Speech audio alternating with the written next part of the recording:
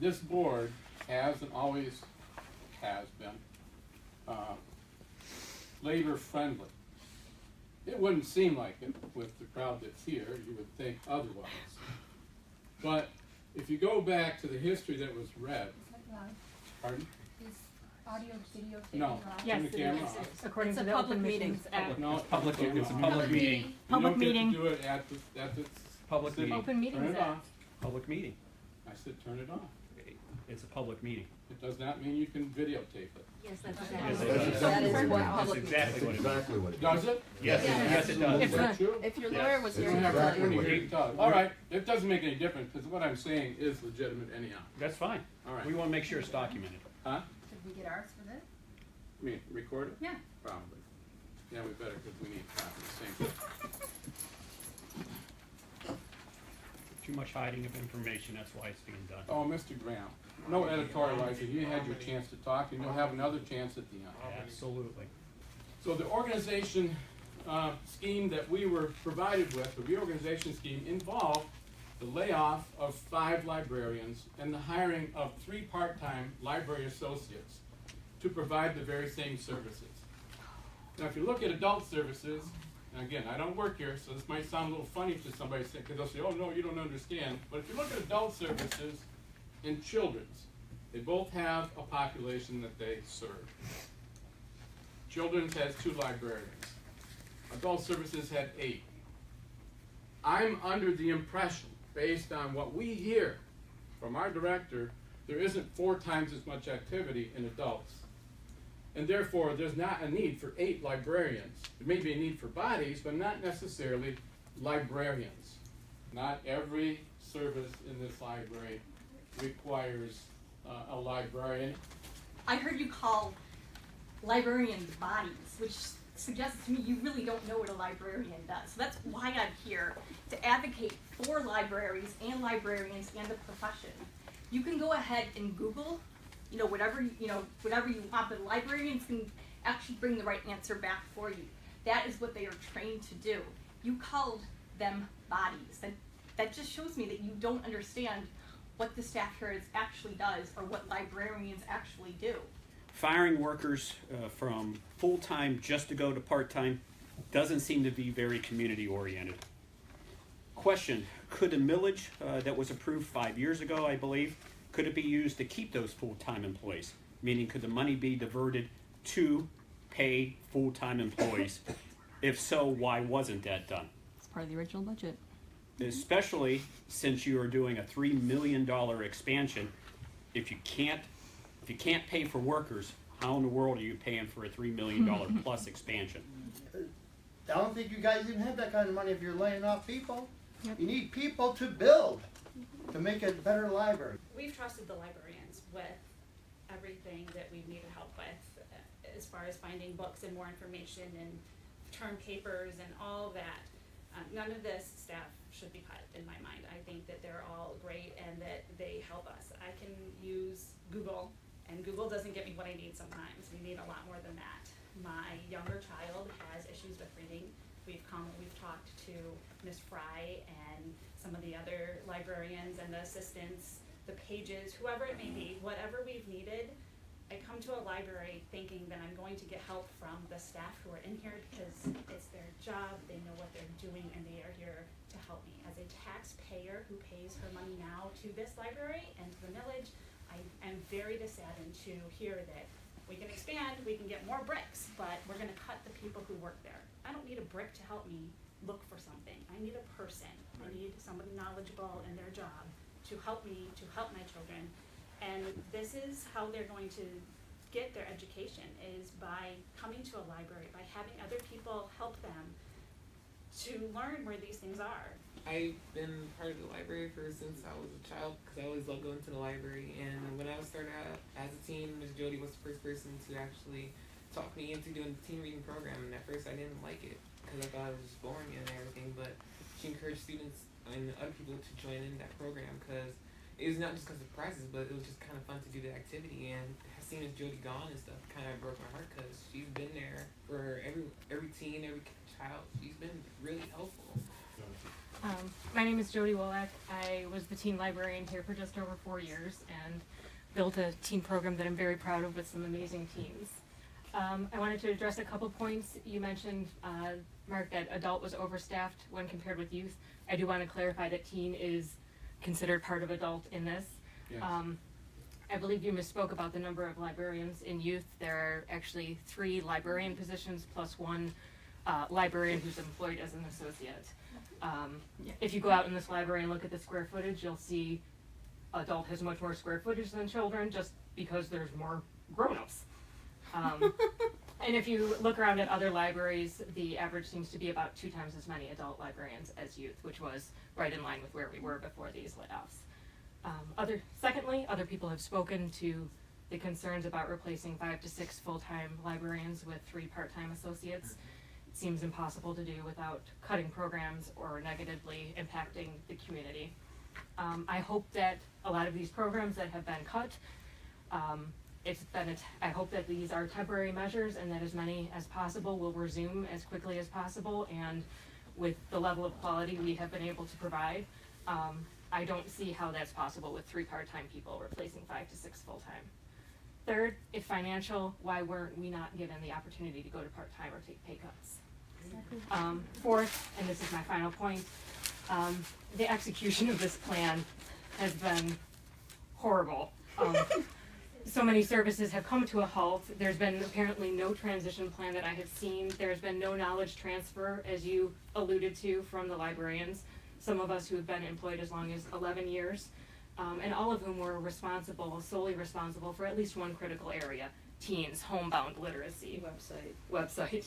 On Friday, patrons seeking help with their job searches came to find Job Seekers Lab closed.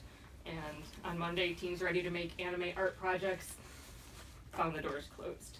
There's been no proactive transparency with the public, and ensuring services wouldn't suffer. Again, I hope this is temporary, but it's concerning. If this is indicative of the board's best, well-reasoned, thoughtfully executed decisions that have been in the works for apparently a while, then this concerns me gravely. This library and this community deserve better. I was a librarian here for 11 years, and I stayed this long because of the community and because of the staff. But I no longer care about this job. I would not take it back because of how sickening. I've come to you for help with the director, and we begged you, Delano, for help back in November. You were at the meeting where we were yelled at and abused. Marilyn Quick is the heart of this library. She is gone because of you, because of the abuse by Sheila Collins, who is not only not a citizen of this community, she doesn't even live in this state. Yeah. So that tells you how much this board, who doesn't even use the library, cares. I was one of the leads to people for so long. I do not care. I am switching to social work because I'm so done. You've destroyed my belief in libraries. All of you. I'm sickened by all of you.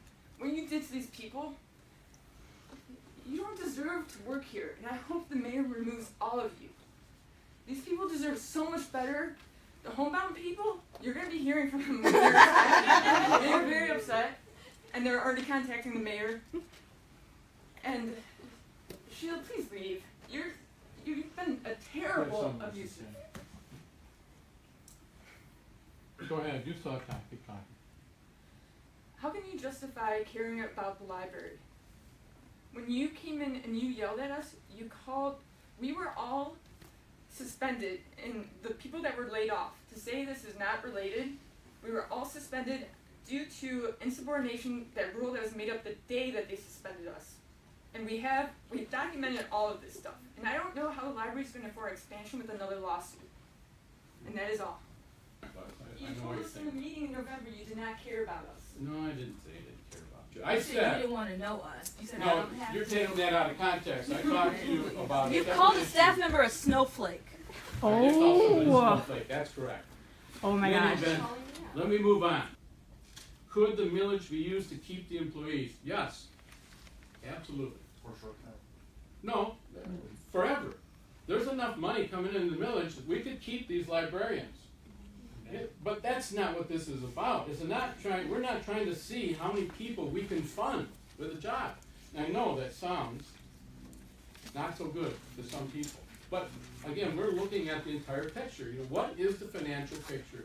If you're paying taxes to the library, wouldn't you want us to run it as efficiently as possible? Do we just hire people and they just get to stay? Is this one of those deals for a lifelong job?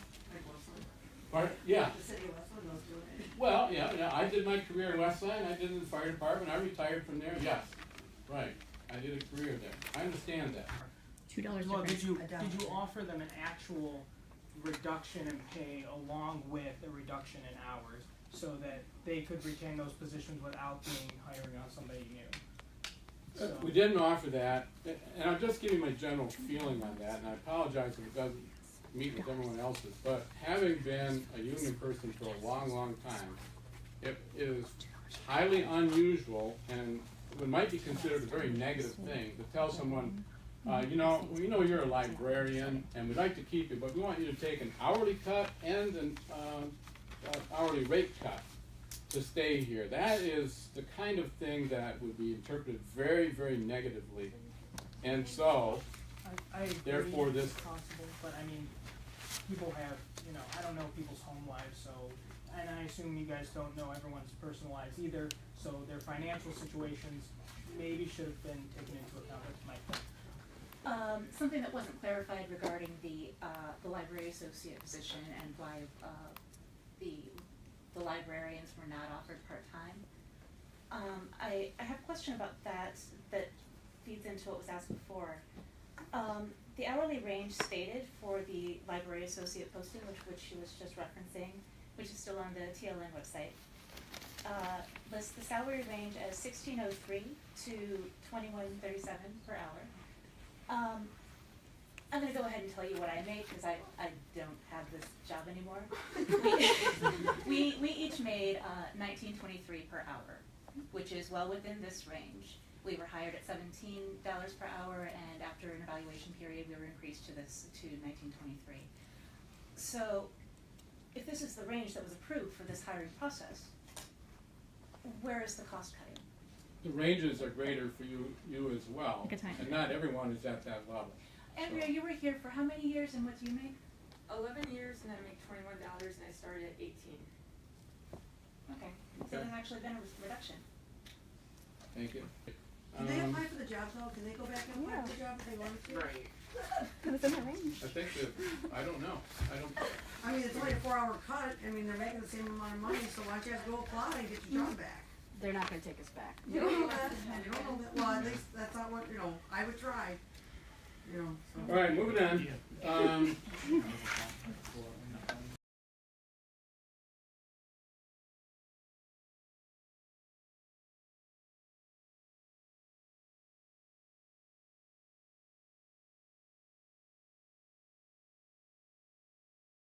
Who does the training now that lady left though? What? Who's gonna do the training now that one lady just walked out? Marilyn Quick is the heart of the library. Didn't some head lady just walk out? Marilyn. Yeah. So who's gonna do the training if all the employees are gone? What training? You mean of the new employees? Right. Yeah, we'll find somebody. Oh, That's oh up to sure. you.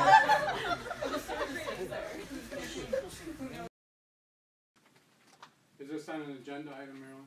No, it's citizens' comments. Well, at the end, we'll do general citizens' comments at the end. First, Well, what it is, relates to something that's on the agenda, yes. and what item is that?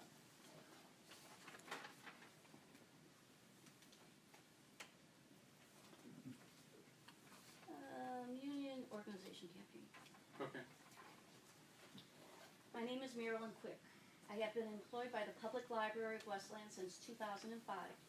I was hired as the department head of the reference department and have remained in this position during my entire employment.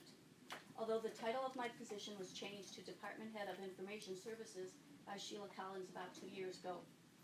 Prior to this position, I have worked at both an academic and public library. I have a master's degree in library science from Wayne State University and a bachelor's of science from Michigan State University. I have worked for the United States Department of Agriculture as well as private industry. I have been professionally employed for nearly 37 years. I proudly admit that I have a stellar work performance. I left each of my employers with the knowledge that I was appreciated and would be welcomed back anytime. However, with the current administration, although I have maintained my lifelong dedication to my work and my coworkers, things have changed. I will no longer work in a toxic and dishonest environment, an environment that allows for a director who decides she will no longer speak to specific members of her staff, routinely screams at her staff, makes false accusations about her staff, and disciplines them based on her false accusations. This is the environment staff encounters outside the ears of the public. Consider this my resignation with my 2-week notice effective March 22nd. Sure.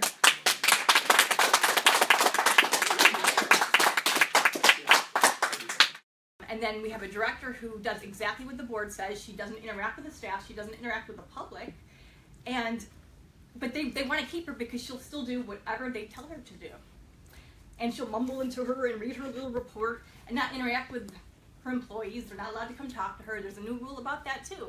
That's not a normal thing to have happening at libraries. And for us as professional librarians, we can tell you that is not normal and that's not acceptable. And this is not over.